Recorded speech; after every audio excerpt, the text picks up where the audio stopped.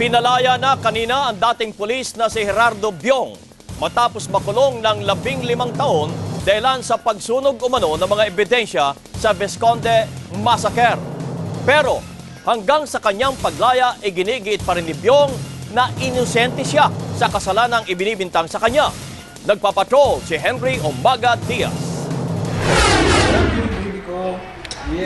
Maagang pamasko ito para sa mag-asawang Gerardo at Jocelyn Biong.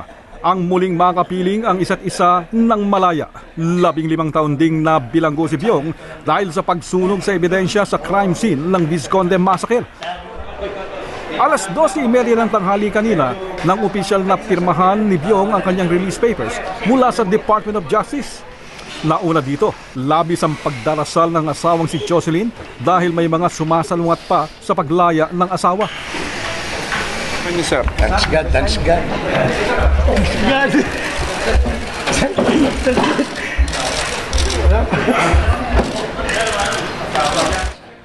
Ngayon, matigas pa rin ang paninindigan ni Biong na wala siyang kasalanan. Giit ni Biong, pinilit pa nga siya ng NBI na magsinungaling para madiin lamang ang mga pangunahing suspect sa Visconde Massacre.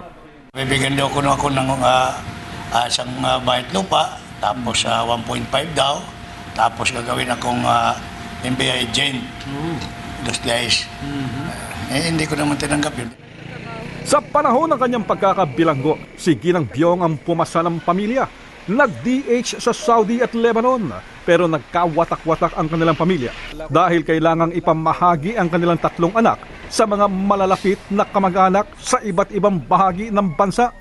Wala na akong binabanggit itong mga panahon. Diyos ko, tulungan mo ako. Matiyadan mo ito. Hanggang sa bago ako nagbiyahe, yung 5 months ko na anak, yung babae, hinatid ko sa Bacolod. Yung panganay ko na lalaki, kinuha ng mother-in-law ko, dinala sa Samar. Yung bunso ko, iniwan ko sa sister-in-law ko. Talagang watak-watak kami. Ngayon, magkasama na sila. Gusto na raw nilang kalimutan ang nakaraan at magsimula ng bagong buhay.